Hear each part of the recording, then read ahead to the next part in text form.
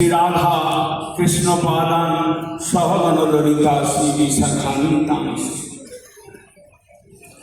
मैं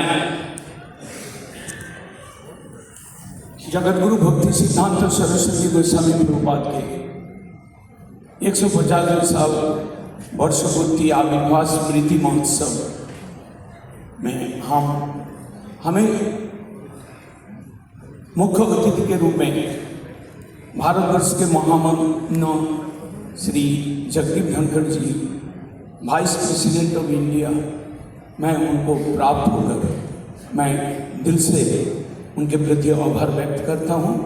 पश्चिम बंग के गवर्नर आनंद बोस जी एवं जो मिस्टर गोपी जो हमारे सेंट्रल मिनिस्टर से आए हैं, और मैं सभी स्टेज में बैठे हुए सन्यासी एवं ऑडियंस में बैठे हुए सभी गौड़ीय संप्रदाय के सन्यासी ब्रह्मचारी और गौड़ीय संप्रदाय, गौड़ीय अनुयायी और गौड़ीय मत को स्थापित करने वाले जितना भक्त है, मैं सभी को अपना हृदय से अभिनंदन करता हूँ।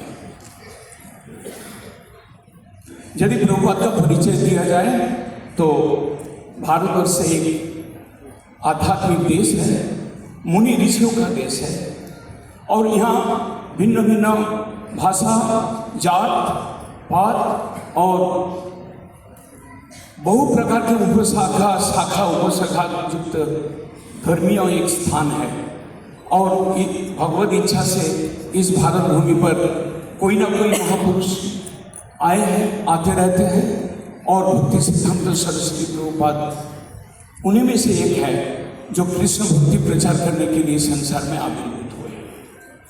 श्री चैतन्य महाप्रभु के जो दिया हुआ पद, शुद्ध भक्ति पद, उस पद में उस संप्रदाय को स्वीकार करते हुए प्रभुपाद जी उस संप्रदाय के अंतर्भुक्त होकर उन्होंने उस संप्रदाय को आगे बढ़ाया और देश विदेश तक इसका प्रचार को फैलाया।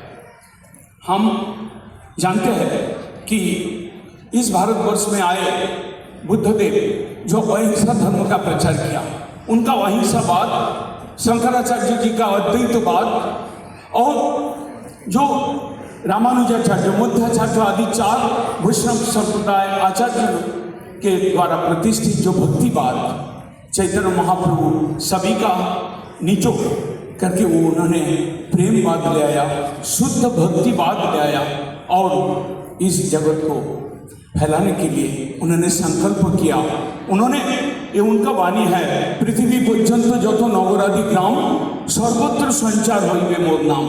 पृथ्वी के अंदर जितना नगर गांव देश है, सब में एक कृष्ण नाम व्याप्त होगा। ये चैतन्य महाप्रभु ने फोरकास्ट किया, और भक्ति सिद्धांत सरस्वती प्रभुपाद ने उस वाणी को एकदम सफल, उनका एकदम सक्सेस किया और वास्तव रूपायन किया उन्होंने। हम जानते हैं कि भक्ति सिद्धांत सरस्वती प्रभुपाद केवल 16-17 साल प्रचार किया। उस समय प्रचार किया जिस समय ब्रिटिश राज चल रहा था, उस समय जान वाहन का सुविधा नहीं था, उस समय इलेक्ट्रिसिटी का सुविधा नहीं था, लेकिन उन्होंने गांव-गांव में जाकर इतना मेहनत किया, और जो कि 16 साल के अंदर वो 64 मठ, गौड़ीय मठ स्थापन किया। और आज उनके जन, उनके संतान, उनके पुत्र, ये सब आज उस सारे विश्व में उस ये वैष्णव धर्म का प्रचार प्रसार किया। प्रभुपाद का प्रचार का वैशिष्ट्य था, उन्होंने 6 लोकल लैंग्वेज में पत्रिका निकाले। उन्होंने भारतवर्ष के बड़े बड़े शहरों में फेस्टिक एग्जीबिशन किया।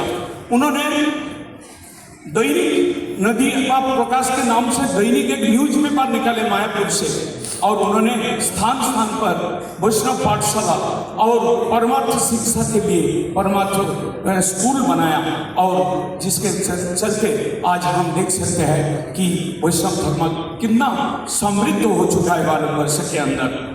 उनके प्रचार के प्रभाव से नेताजी सुभाष चंद्र बोस गौड़ीय मठ बागबाजार में आए, उनके साथ बात किया, और स्वाधीनता संग्राम के समय पर प्रभुपाद जी से बोला कि आप कुछ युवा शक्ति को मेरे को दीजिए, मेरे को भारत को स्वाधीनता दिलाना है। रविंद्रनाथ ठाकुर जब प्रभुपाद जी छोटा उम्र में थे उनसे मिले, पंडित मदन मोहन मालवीय को मिले। पंडित मदन मोहन मालवीय को तो यहाँ तक कह दिया, आधा घंटा प्रभुपाद के सामने बैठकर जो कथा सुना, ये सत्य कथा, आत्मधर्म का कथा, उन्होंने प्रभावित होकर बोला आपका ये जो धर्म है ये भारतवर्ष के गांव-गांव पर जो पहुंचना चाहिए और भारतवर्ष के बाहर भी इस शुद्ध वैष्णव धर्म का प्रचार होना चाहिए, वो इच्छा प्रकाश की। प्रभुपाद जी जब उन्होंने वो विदेश में प्रचार करने का शुरू किया, उन्होंने 1933 में अपना 2 सीनियर सन्यासी को भेजा और ये गौड़ीय वैष्णव धर्म यूरोपियन कंट्री लंदन में इसका प्रचार शुरू हुआ।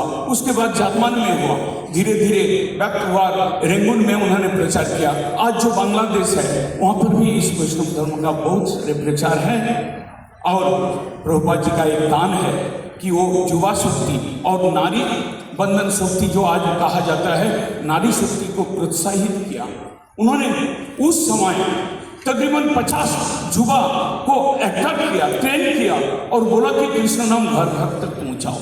और उन्होंने नारी शक्ति के विषय में, नारी शक्ति का आदर वैदिक भारतवर्ष में था, वेद में इसका उल्लेख है, लेकिन बीच में कुछ पीरियड जो अधर्म जो सांप्रदायिक और कुछ ऐसा शासन चल रहा था, मुस्लिम शासन चल रहा था, उस समय थोड़ा डाउन हुआ।